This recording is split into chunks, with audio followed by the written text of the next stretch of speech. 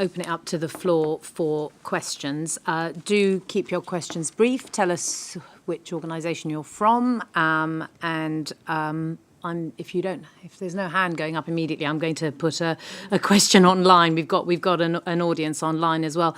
Let me just put this question to. Actually, let's put it to you, Louise. From Gonzalo Fanjul. In what ways will the Global Compact for Migration address outright acts of oppression and slavery-like practices that affect migrants and refugees? The example that Gonzalo points out to is Libya, and Emma, of course, mentioned slavery in Italy, but there have been reports in the last week or so about parts of Libya actually being turned into a slave market. And I wondered what discussions or thoughts you've had about the Global Compact at least contributing to human rights. Well, there's a mixture of issues in there. First of all, if we talk particularly about the situation of Libya, it is obviously a migration issue. It's also in part a refugee issue, but it is essentially a lawlessness issue. I mean, we are talking about people who are now trapped, prisoners actually held in detention centers in an environment in which there's essentially no rule of law to speak of. So that these kinds of outrageous abuses, such as people actually being sold as slaves, are coming to the surface, frankly, should not be surprising, and we should brace ourselves. I think when access is given to a lot of the camps in Libya that have, to now, as far as I know, not been accessible to anybody, frankly, I think we're going to see even worse scenarios. This is the reality, I think, of people being, and we could explore the reasons why they're trapped in that situation. Libya was historically a huge country of destination for migrant workers across Africa. They are migratory routes that lead people there. There are people who are now in Libya who've been on the road for years getting there. So this is not just a sudden, oh my God, we can all get to Europe. Many of them were just going to Libya to work. So it's its own situation. To come to the question, what will the Global Compact do? I don't think we can expect this. This will be an agreement between states and essentially an agreement to cooperate. I think what we can expect is a recognition of the need to have a much, much better sort of international policy framework to deal with large movements of, and I would say, of non-refugees, or of mixed populations that are in part refugees, but not exclusively. I think the first wave, if I could use it awful terminology, of migration, say in 2015, coming into Europe mostly from Syria, was mostly a refugee population in which they were also non-refugee migrants, many of whom would make an asylum claim because there's no other legal pathway for them to enter and would fail, thereby creating this huge so-called return problem. The population coming through Libya now is the reverse. It's a population that is largely non-refugees, that is, people who will not succeed in making an asylum claim under the Refugee Convention, because I don't want to say all of them, but I think a large number, if not the vast majority, are not fleeing persecution as understood by the Convention. And for them, we currently have no framework. And the proper framework, first, is a humanitarian response that is completely indifferent to migratory status. When you pull people out of a boat, it shouldn't matter whether you think or you're right in thinking that this is a refugee or this is not a refugee. So the needs should be the sole consideration, and saving lives the absolute priority. Step two is the determination of migratory status, because those who are refugees have clear-cut entitlements that should be met immediately. But then we're going to be left with a large number of people for whom currently the only response is return. Well, the reality is, if this was so clear, why are they all in detention camps in Libya? It's because, I think, return in many cases, even though it's the only so-called legal option, is just not viable. They don't want to go back. In many cases, their countries of origin will not facilitate their return by issuing travel documents.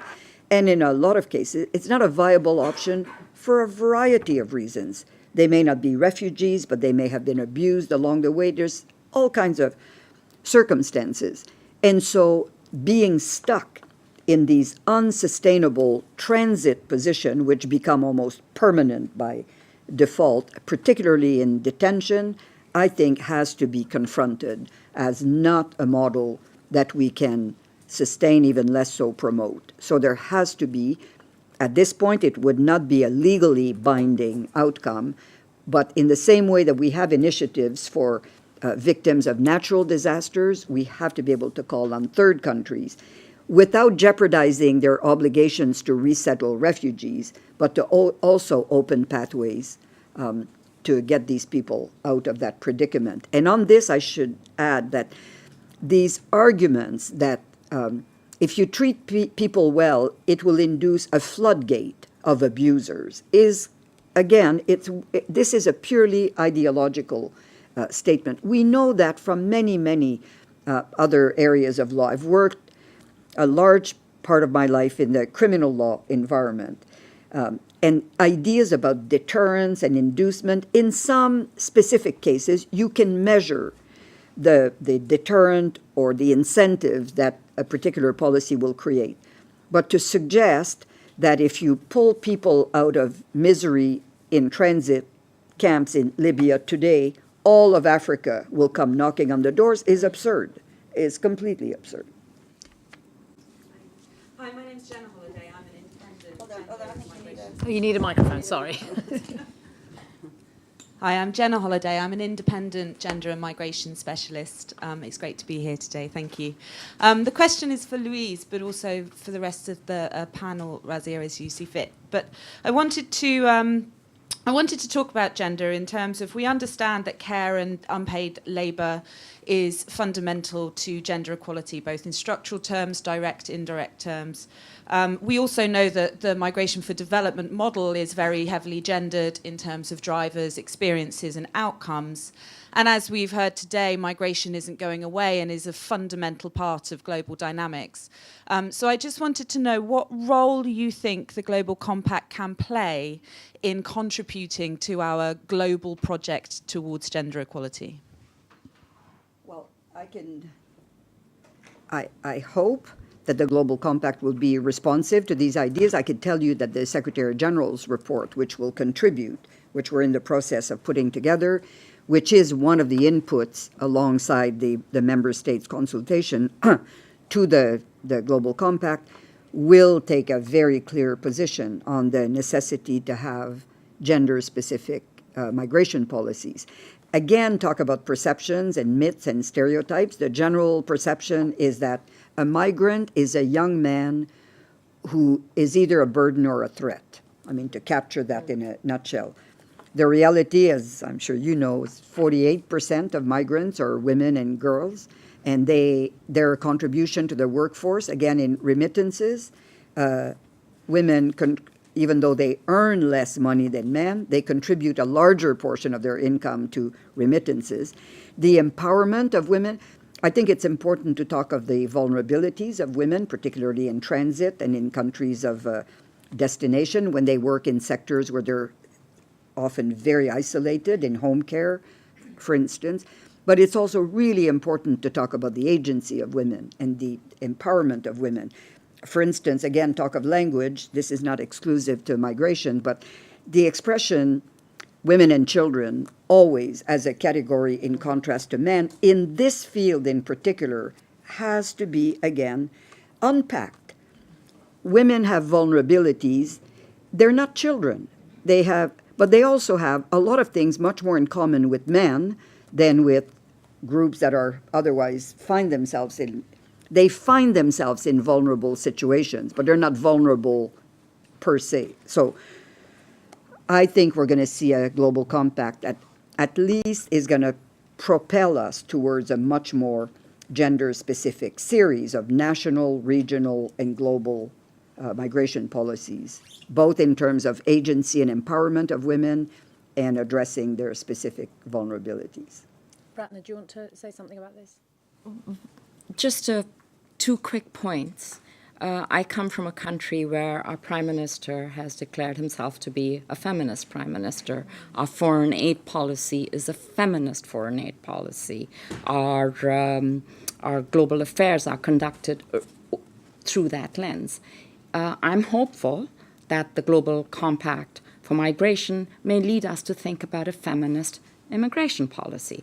We do not have deliberate, intentional, embedded feminist agendas in our immigration policy. We have outcomes that we can disaggregate one way or another. So I'm hoping it can actually further the feminist agenda in our country. I will add a word of caution. We've heard quite a bit around the issue of healthcare and aging, and the need for healthcare workers in Western and North American countries to look after the elderly, because no one else is there to do that. I'm able to be here because I have two wonderful women at home looking after my mother. But let me be clear, those are very vulnerable work situations, and I'm hoping that the Global Compact for Migration will address the particular vulnerabilities faced by women who work in the private residences of their employers without having the authority in some countries, as we know, to change employers. These are very, very difficult issues. On the one hand, we need them. On the other hand, we must not exploit them. They must have their rights as well. Thank you very much. We've already touched on some national issues, but I want to now focus a little bit more on them. Emma Bonino, let's talk a little bit about the way in which you would expect the Global Compact to actually shape the way that perhaps Italy, but also again collectively the European Union might be able to benefit in the way in which they can now respond or will in the future be able to respond to migration? I expect much, very much from this global compact, as I said at the beginning, because that can help us to change the narrative and the perception. But again, then you need to go national.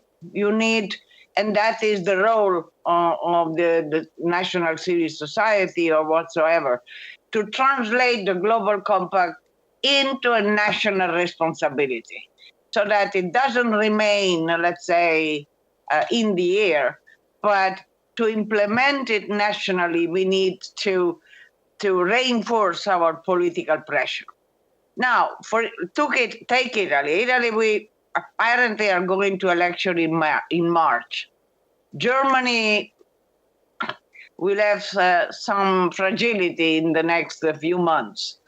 And then, and evidently, this item of migrants will be at the top of the electoral agenda, mostly from the wrong side. We have in my country the one who are strictly, evidently racist. They just have to go home. They go home, full stop. Then you have the other who are more moderate in the vocabulary, but in the substance are saying the same thing. And if we don't find the courage to counteract bluntly to these lies, and we just moderate a little bit our language, we have lost already. If we don't manage to steer a rational or even emotional debate on this kind of issue, the mainstream is already done. So I see the Global Compact as a tool of support to put it straight, the issue, which is complex. We don't have to make the mistake of simplifying the issue and saying what can easily be dealt with. No, it's a complex issue, which means that it needs complex solution. It's not a miracle issue. But for instance, underlying the good practices is a very effective way. When we manage, for instance, we have a system in Italy which is integration of small groups in cities. It's 2 migrants for 1,000 local. And it works perfectly. The limit is, first of all, that the law does not foresee any legal entrance. And the second is that only 1,000 mayors out of 8,000 in my country have accepted this scheme. So the 1,000 who have accepted have a wonderful experience. And exposing this experience, it's very, very important. But the limit is that, like in Europe, many countries said, no, we don't want resettlement, etc. And in Italy, 7,000 mayors simply say, we simply don't want them. Punto. Don't want them the irregular, because the regular ones are already in their firm, in their agriculture firm, are already there in their own home. So what we have to settle is this, let's say, how do you call it, irregular. Louise, what is the best word? Would you call them non-documented, irregular? How do you, because we call them clandestine, because we have a crime of clandestinity. Nobody knows what it is, hoping that we will not reach the crime of poverty. But we have a crime called the clandestinity. But what is the best vocabulary? Irregular, undocumented? What would you say, Louise? Well, I think we've been using irregular. I suppose undocumented is even a more Appropriate. yeah, it may be better, but I think the convention now is the word irregular is what's been used for the most part, which I think is okay. It's not as pejorative as criminal being the worst or illegal. Clandestine is pretty bad.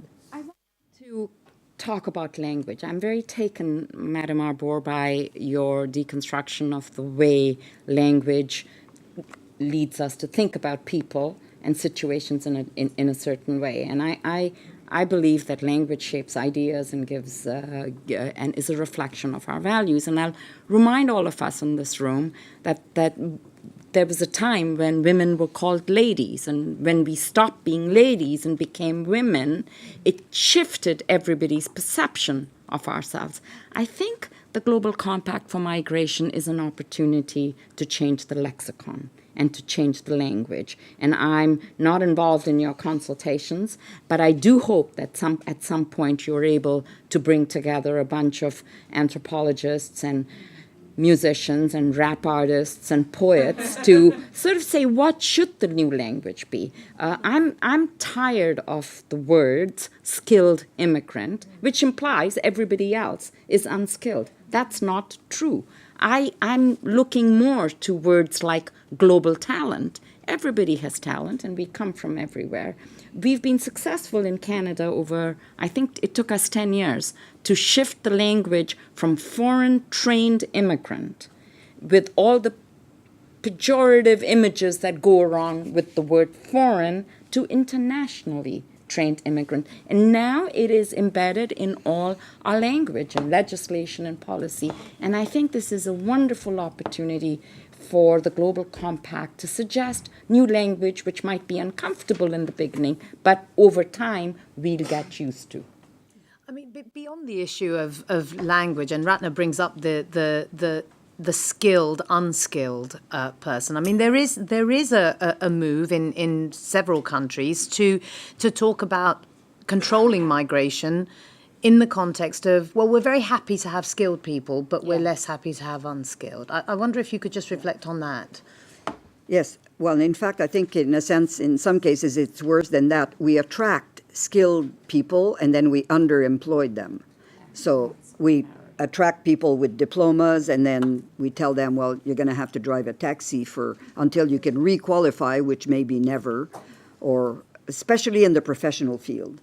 In law, certainly, where you need local certification. So the question of skills, again, in that, a lot of the language is invidious about low skill and high skill workers. The reality, whatever the language is that the preference for opening legal pathways only at the skilled levels, that is professional, particularly in the tech industry or in healthcare, obscures again the reality that there is a very high demand for people who, as Emma put it, are prepared to take jobs that native populations are not prepared to do.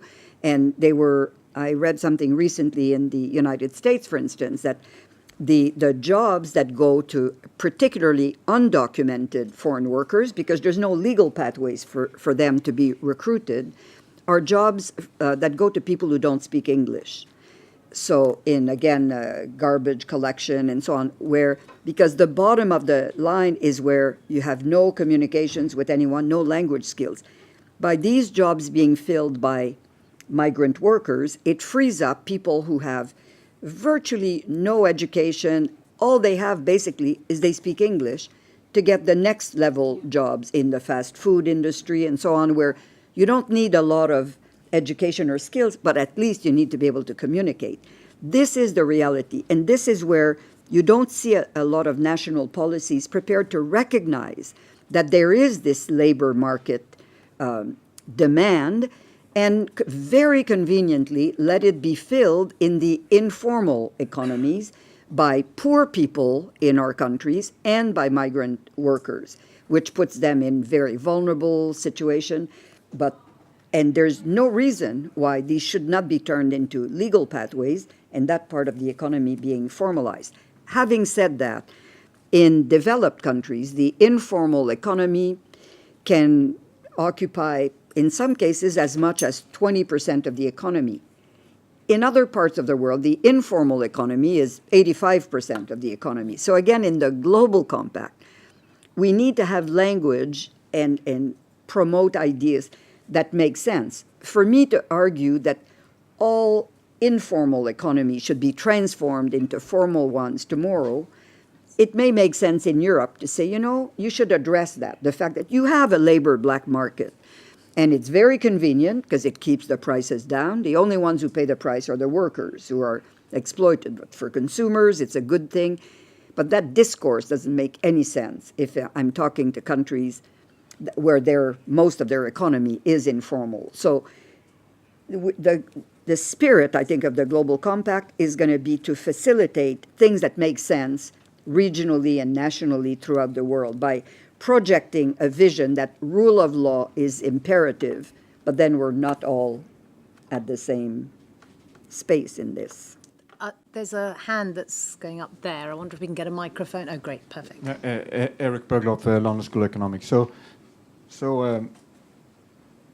we can understand the compact is very helpful to try to bring some order into a lot of other sort of compacts that are struck around the world, and particularly if you think about the EU, you have the Turkey deal, you have deals, some of them actually clandestine, using Emma's terminology. How do you see sort of the connection between a global compact and getting some order into these deals that are being struck and getting some transparency around these deals? What can be done? And of course, the EU has a role here somehow. Well, you've given examples of deals that may be not entirely transparent and somewhat problematic, or I thought that was the thrust of your question. I think, in a sense, the Global Compact is going to want to invest as close to the ground as possible. So recognize that, first of all, that the bulk of migration is domestic, and we're not dealing with either internally displaced people, the kind of refugees internally, or the people who move inside their own country. But as soon as we get to border crossing, we're talking about mobility that is increasingly south-south. So it's very regional. And therefore, I think the compact is going to want to encourage that, to encourage international support, through the UN, for instance, for the management of human mobility the way we find it, which is mostly local and regional. What it's going to do, I think the deals, the so-called deals there are lots of kinds of deals. For instance, in the Philippines would make government-to-government agreement with some of the Gulf countries to manage sectorial labor force. So you'll have 130,000 nurses going to a Gulf country on the basis of a bilateral agreement between the government of the Philippines or Bangladesh or Indonesia. And some of these are actually very good providers, if they're well done, of guarantees of some oversight of the conditions in which these domestic workers who are now working abroad but are expected to return will be treated. So I think the deals that you were referring to are mostly to anticipate, deal with, or prevent large movements of populations. So I think we are not on the eve of an expansion, I think, of a legal regime to deal with forced displacement writ large. I mean, in a sense, the Refugee Convention deals with one form of forced displacement, people who didn't choose to have to leave their country, but now climate change, extreme poverty, there's a whole range of circumstances that are triggering forced displacement for which we currently don't have a legally binding instrument. I hope the compact will have something to say about better management practices to anticipate, prevent, again, through opening legal channels, to ease the pressure that leads to forced displacement of large numbers all in one or all of a sudden. I know there are hands going up in here, but I just want to be fair to the people who are also online. So I'm just going to take one question from online and then two from the audience, and then we're going to wrap up because we're running out of time. This one, I think, isn't directed at you, Marta, but since you were talking about the relationship between development and migration, Nina is asking, what would be the morally right thing for NGOs to do when we have the possibility of receiving development funds which are clearly targeted at addressing the root cause of migration and will therefore help address poverty, but at the same time will advance the developed countries' agenda of keeping migrants out? Thank you. Well, you have to be very hard-nosed about it. I would say, and we had that conversation at ODI, because there is a parallel, there is a familiar situation there where we are asked to, to contribute, to provide evidence and analysis to prove this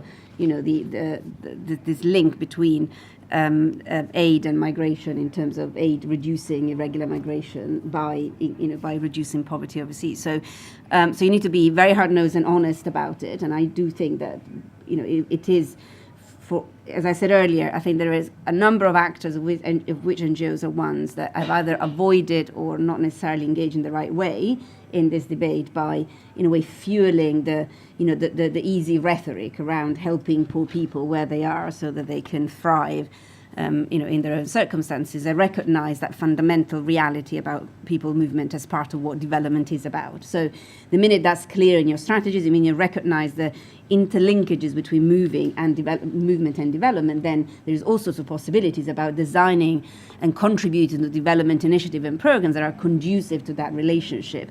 And some of which can also be related to, for example, being what is possible to do in relation to root causes, but be, honest and realistic is the first step. Is the accepting the money. Then, as always, is a hard-nosed decisions about what you do. But let me, on these issues of development, let me also say one final thing, which is that I think we need to recognize both some of the limits of what the Global Compact of Migration will have in terms of its power to change things, including to change narrative. And one of the limitations, which it has also, as usual, the other side being also its potential strength, is that it is very much a global framework. And as we've heard, it's not going to be legal, it's going to be negotiated. But if we get this right, and it's going to be an enabling document and framework, then it will then unleash the potential of all sorts of actors to work from in their specific context. My proposition is that as much as migration policies are the ultimate realm of sovereign states and national level policy making. The real deal, the real potential, the real difference also lies in what can be done locally.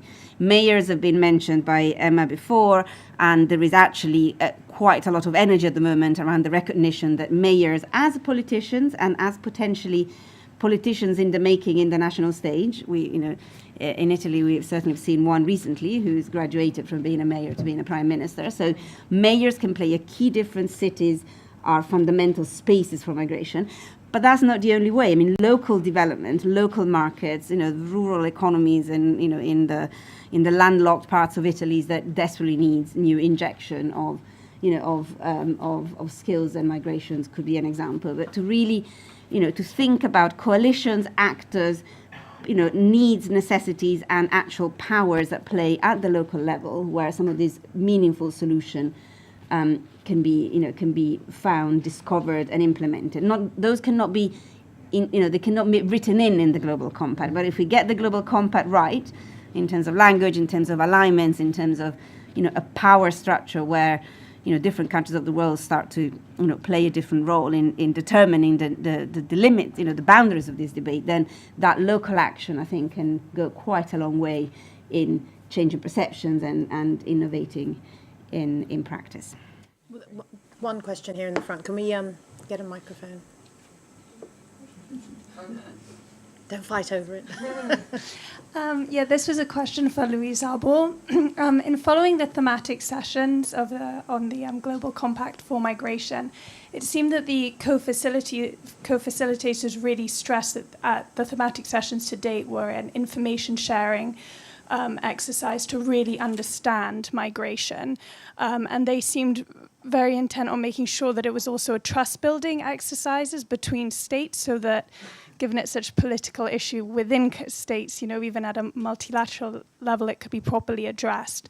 Could we hear your thoughts on how successful, I realise it's just about to enter the stock taking stage, but how successful that's been? Actually, I think it's been very successful on both accounts, on the trust-building base, and also on educating ourselves collectively and advancing some of these ideas. You have to understand, this will be negotiated in New York. A lot of it is just this UN format. It will be negotiating, therefore, by what are called the permanent representatives, essentially the ambassadors of the various countries to the United Nations in New York.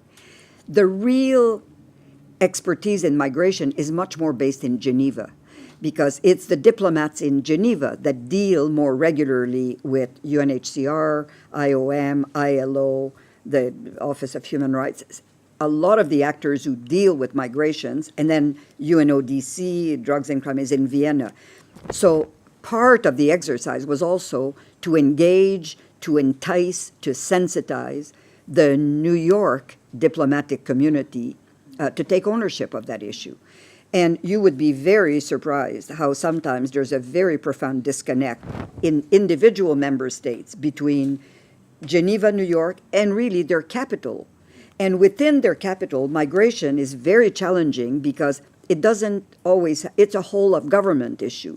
So some countries have a Department of Immigration, but the reality is the migration issue is very central to the Ministry of Labor, Home Affairs, health in some cases, if even in addition to foreign affairs and immigration, if there is one.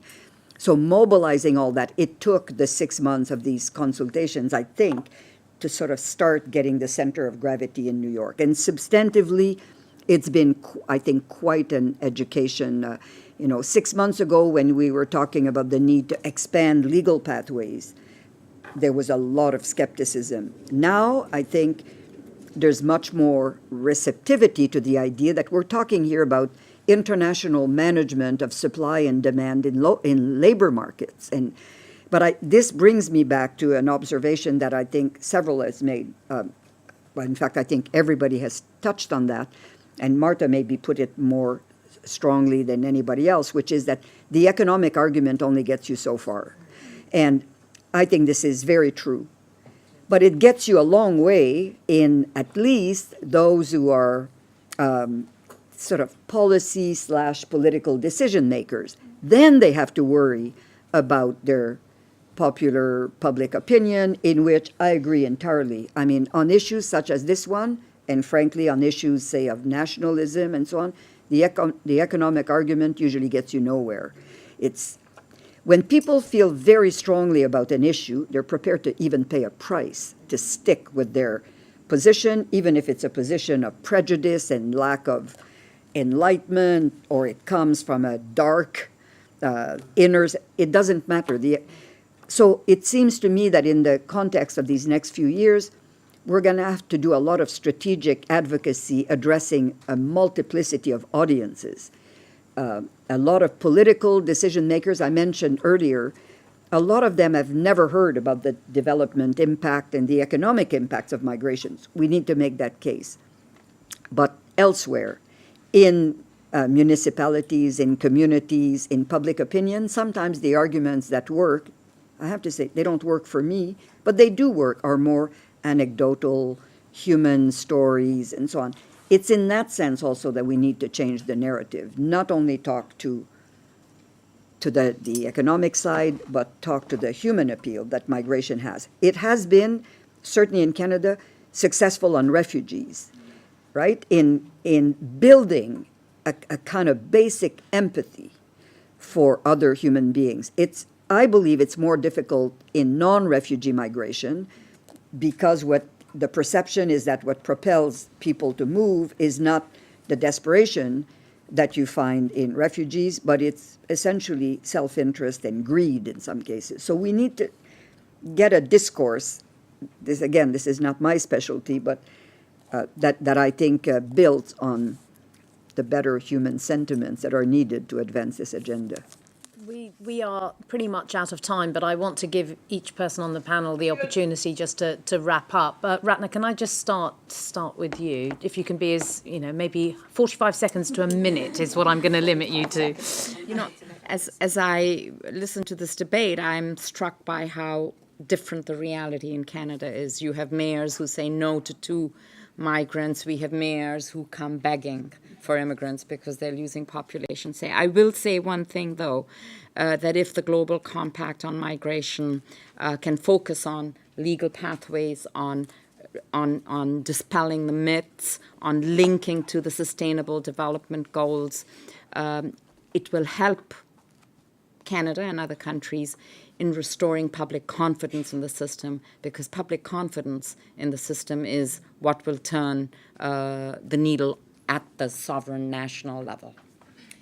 Emma Bonino, let's just final thoughts as briefly as you can.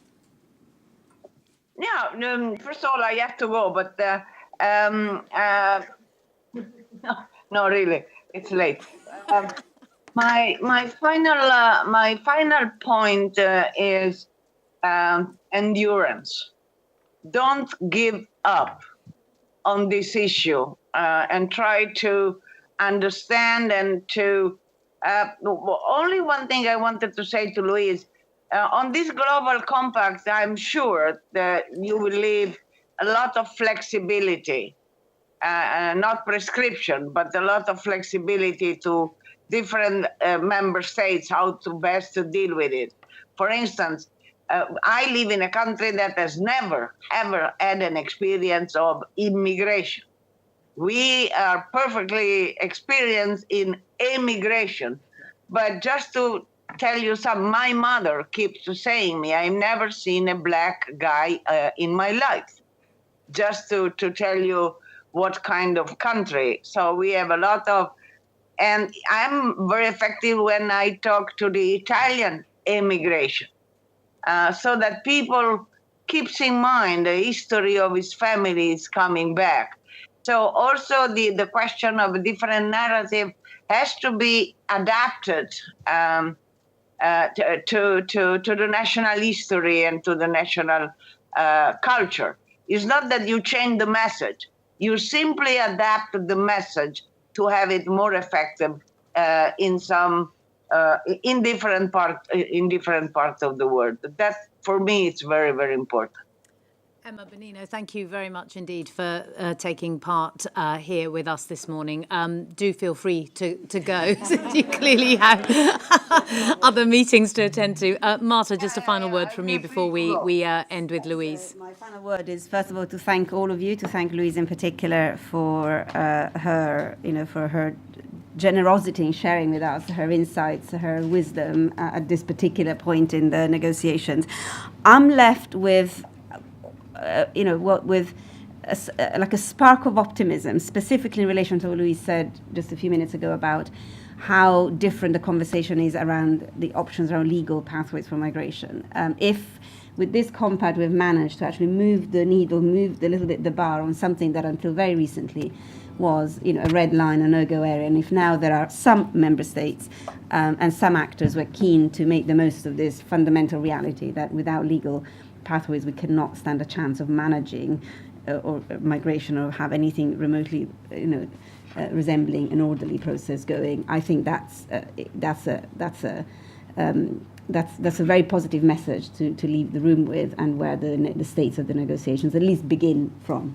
Thank you. Louise Arbour, the last word for you. Endurance and flexibility is what you've been told from Italy. Yeah, that's right.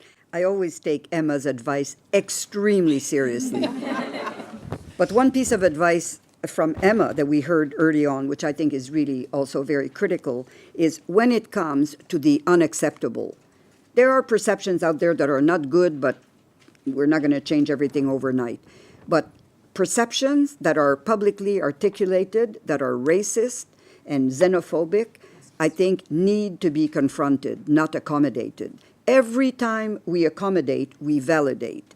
And I think it's in this debate, as we advance the economic arguments and so on, but when we have to deal with public perception, we should not accommodate views that need to be confronted in the course of the next few months. That's going to be really critical. Voila. So only leaves for me to say, Louise Arbour, thank you very much indeed, Ratna, Marta and Emma Bonino. And of course, thank you all very much for being here. And everyone online, thank you for taking part. Thanks. Thank you.